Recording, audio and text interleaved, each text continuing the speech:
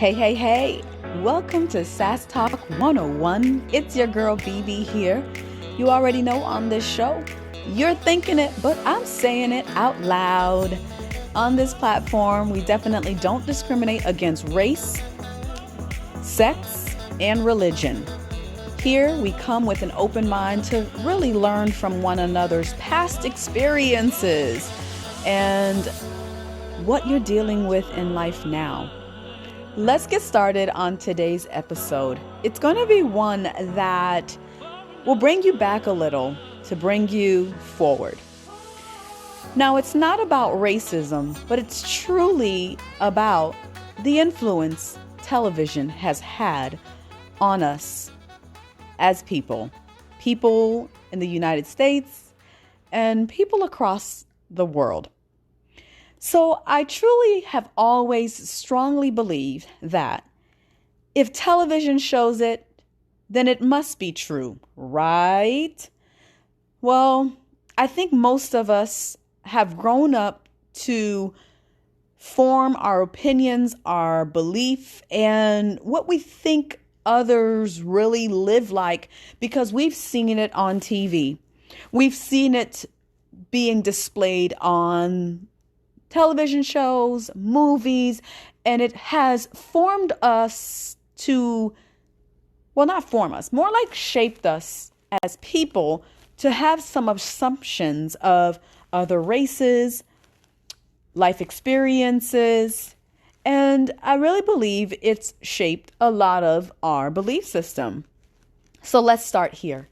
In the most ignorant, but yet it shaped the way a culture was depicted and also the way a culture was also received by the mass. When radio was here, we used a lot of our imagination. We could only go by what we hear. But then television came. It brought the voice to life on the television screen. You really got to see what the producers wanted you to really understand. You no longer really had your imagination to run wild. You really could count on the image on screen, right? It was the most wonderful thing when television or pictures could be projected and we no longer had to assume. But as my grandfather always said, my grandfather now has passed away for many years. But he said something that just really resonated with me. And this was his famous saying. His famous words were, "Bye-bye, don't believe everything you see and half of what you hear." And I'm like, what is this old man saying to me? You know, you're like young. You're like, what are you saying? And it makes a lot more sense as I've gotten older. Don't believe everything you see and half of what you hear, because, you know, in the world that we live in now, we see so much on social media. We see how people can, you know, clip art for Pete's sake, you know, change someone's face and put it on another person's image of their body. And you know how people catfish people on the internet because they're just using other people's photos. So we really can't believe everything we see and half of what we hear. So let's kind of move on to where the first initial point, right? I'm going to start this conversation with blackface. Many of you may not know or have experienced seeing blackface. And if you don't know, this was in the early 19th century where white actors painted their face black. They would use, you know, whatever it was that they could paint their face in to be able to show that they were portraying the African American person, or, you know, they weren't actors. They were definitely white actors. So they were just basically portraying a culture. But this is what they were portraying, because at that time, African Americans were not allowed to be an actor or an actress and partake in those type of settings. So what a, like, it's just a cockamanian way of people thinking to me.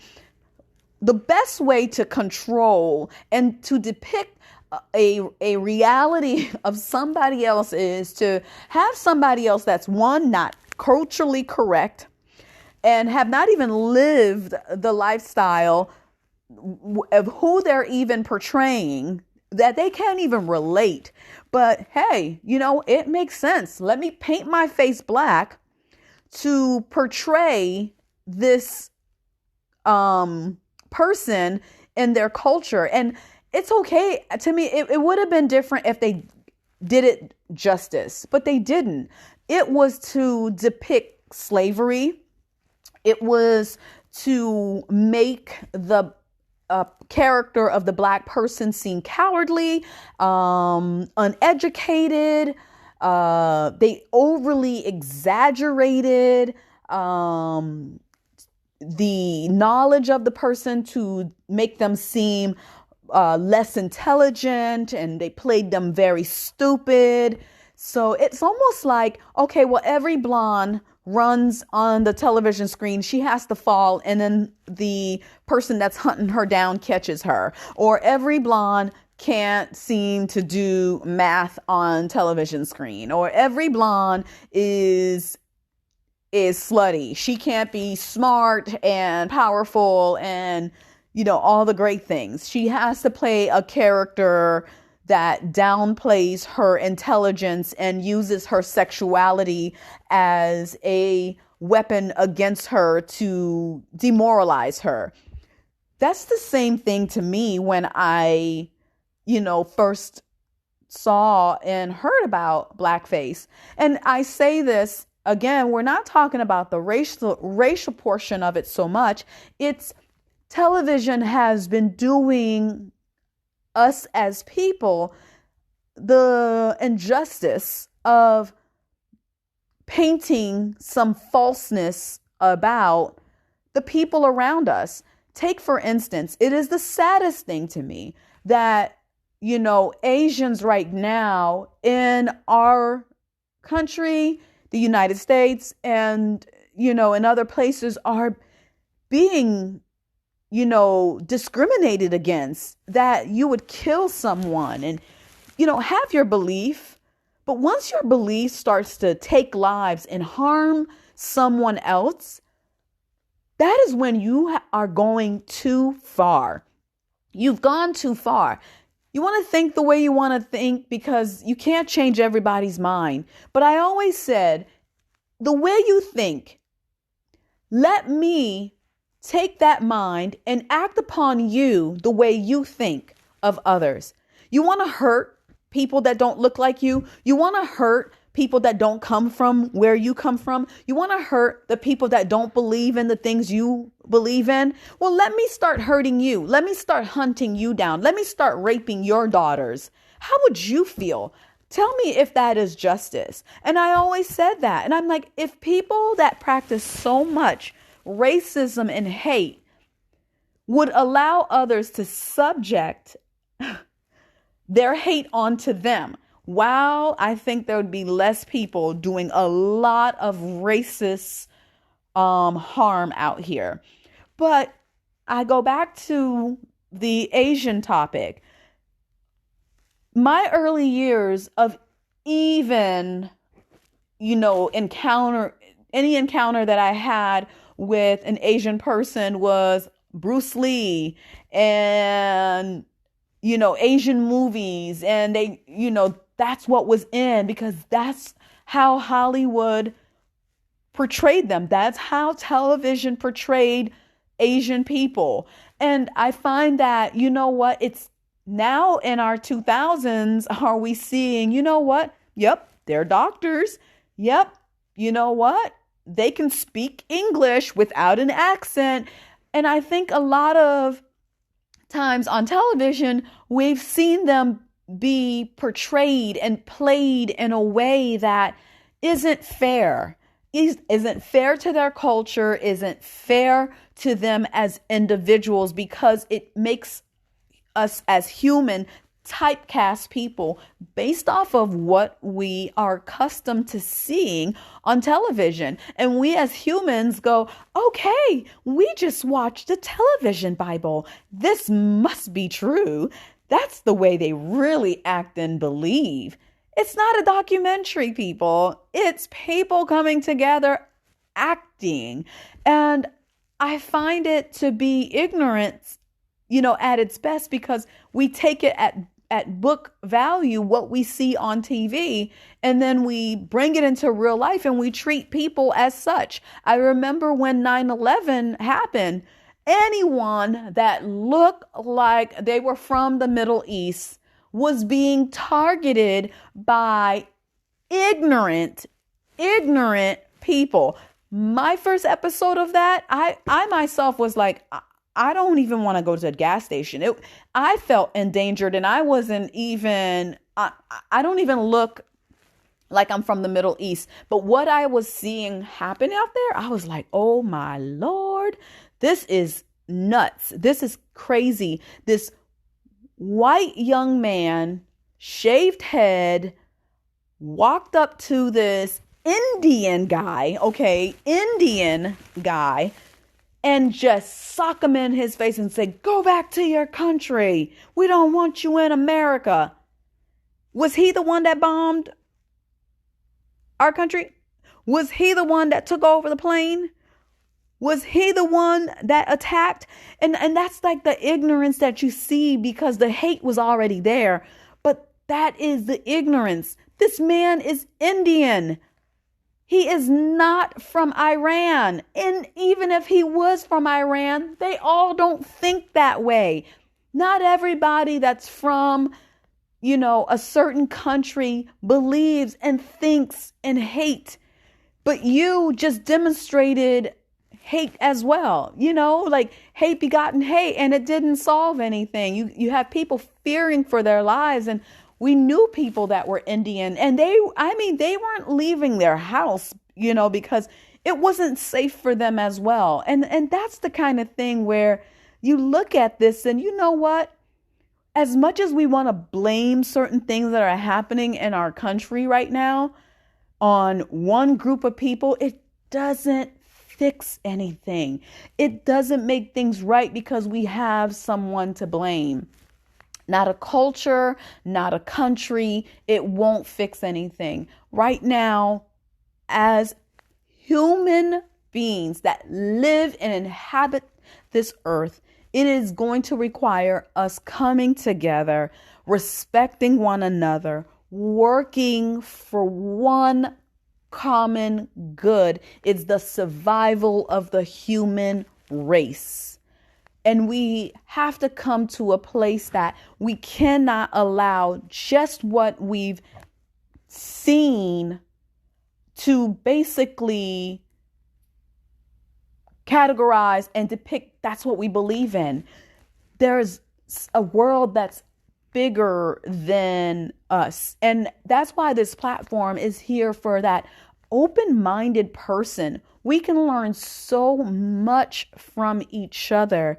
And if we first look through the hate filter, we've done ourselves the injustice, because we've allowed ourselves to stay in this closed-minded shell that the rest of the world is moving on and is living a much more adventurous life, and it's just the saddest thing to me, but it's the most craziest thing, because when I watch television, what I've seen and how things were portrayed, it showed, what? In order to have a good life, you had to live with,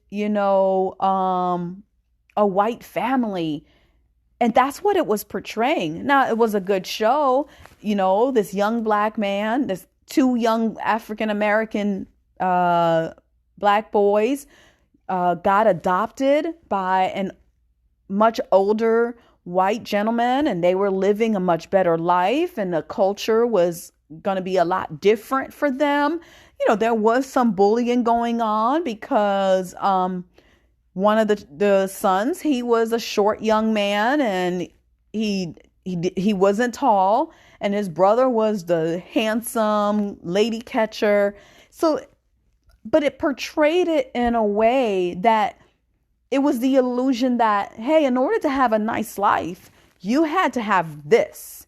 And it's so awesome to see that now when we look on television, we can start to see real life on there, in the sense of there's mixed races, there's successful people on many different levels and ethnic backgrounds. We're starting to see television portray the lives that are living out in the world. But it's come a long way. And I believe there's been a lot of things that has forced it to change. In the sense dollars, I believe, money has forced producers and companies to, put things out that people are really going to watch, and people can see themselves being portrayed. Like I remember every show that had to do with crime was only, Black people.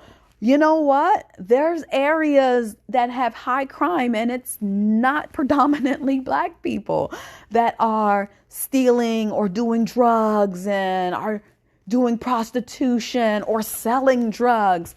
There are so many different kind of people in this world, and I really enjoy when I see real people and real lives being played on television, because it makes us a little bit more well-rounded, and it gives us a different outlook on life. We don't have a prototype mindset, and then we go out into the real world and we're like, say what? I thought every white person does this. No, not every white person wears pardon me, a wife beater.